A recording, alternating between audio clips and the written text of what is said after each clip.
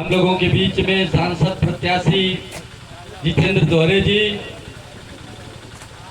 सांसद प्रत्याशी के छोटे भाई आर्यन यादव जी और हम लोगों के नेता जयराम पटेल जी, संचालन कर रहे अभिमन्यु जी और उपस्थित इस ग्राम सभा के समस्त नौजवान साथियों, बुजुर्ग, किसान, माताओं और बहनों, हम लोग आपके बीच में आए हैं केवल चुनाव लड़ने के लिए और संसद बनाने के लिए नहीं। हम लोग आपके बीच में आए हैं देश के संविधान को बचाने के लिए। हम लोग आपके बीच में आए हैं आपके बच्चों की तकदीर और तस्वीर संवारने के लिए। हम लोग आपके बीच में आए हैं किसानों की खेती बचाने के लिए। हम लोग आए हैं आपके इस क्षेत्र के कोने कोने में विकास की किरणों को पहुंचाने के लिए। जैसा कि आप जानते हैं, यह क्षेत्र कभी हमारे देश के वरिष्ठ नेता में गिनती हुआ करती थी स्वर्गीय चंद्रजीत यादव की। इस क्षेत्र के पूर्व मुख्यमंत्री स्वर्गीय बाबूजी रामनरस यादव की यह धरती रही है, अलगू राम शास्त्री की धरती रही है।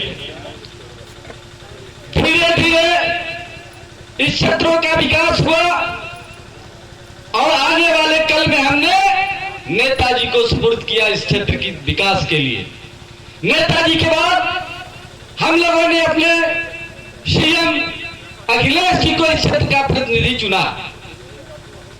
आजमगढ़ का विकास बड़ी तीव्रता से हो रहा था, लेकिन बीजेपी के लोगों ने जब हमारे देश की संसद में गरीबों की आवाज, दलितों की आवाज, शोषितों की आवाज बड़े ही मजबूती से सांसद बनाओ धर्मेंद्र यादव जी उठाया करते थे, तो उनको एक साजिश के तहत हराने का काम किया जाता है। उपचुनाव में आजमगढ़ के लोगों ने गलती किया, जिसका खामियाजा रहा कि आप देश की मुख्य धारा से कट गए।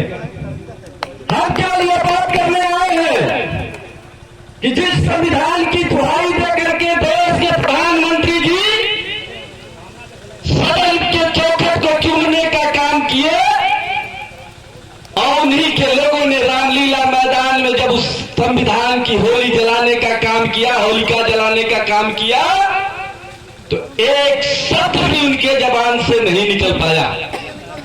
अब देश का लोकतंत्र खतरे में है और लोकतंत्र खतरे में होने का जो कारण बन रहा है, अगर आपके देश का संविधान नहीं बचा तो किसी भी गरीब का बेटा किसी भी सदन में जाने के लायक नहीं बचेगा।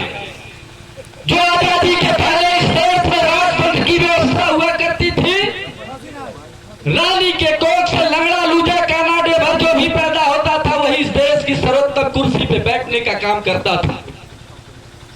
देश के हजारों शहीदों ने कुर्बानियां दे करके इस देश को संविधान दिया। डॉक्टर भीमराव अंबेडकर जी के नेतृत्व में इस देश को लोकतंत्र मिला और लोकतंत्र का अर्थ हुआ करता है लोक माने जनता, तंत्र माने मशीनरी। जनता रूपी मशीनरी के ऊपर जिसका कब्जा होगा, रानी, मेहतरानी, पटरानी तीनों के कोख से पैदा हुआ बालक और बालिका मतपेटिका के द्वारा चुन करके जाएगा और देश की सदन को चलाने का काम करेगा। ये जो इंडिया गठबंधन हुआ है, ये इंडिया गठबंधन इस बात के लिए हुआ है कि कभी इस देश की खूबसूरती पूरी दुनिया के अंदर इस बात के लिए जानी जाती थी कि यहाँ हिंदू, मुस्लिम, सिख, ईसाई सभी आपस में मिलकर के देश की एकता और अखंडता को मजबूती के साथ कायम करते हुए देश को विकसित राष्ट्र बनाने में अपना योगदान कर रहे थे। लेकिन आज जो लोग कभी ये कहते थे कि हमारे देश के प्रधानमंत्री जी महंगाई का मौसम नहीं बोलना चाहते हैं, आज हम आपके बीच में केवल इतना कहना चाहते हैं कि यदि आप इस आजमगढ़ के यदि आप चाहते हैं कि गरीबों की आवाज सदन में गूंजे, यदि आप चाहते हैं कि दलितों की आवाज उस सदन में गूंजे, अगर आप चाहते हैं कि नारियों का सम्मान इस देश में रह जाए, तो भाई धर्मेंद्र यादव जी के चुनाव निशान इंडिया गठबंधन के प्रत्याशी साइकिल चुनाव निशान पर एक एक मोहर लगा करके, एक एक बटन दबा करके, अधिकतम मतों से विजयी बना करके सदन में भेजने का काम करें। मेरे दोस्तों, मैं बहुत लंबी बात नहीं करूंगा, आप सबका आभार व्यक्त करते हुए अपनी बारी को विराम दूंगा, क्योंकि नेताजी का कई कार्यक्रम है।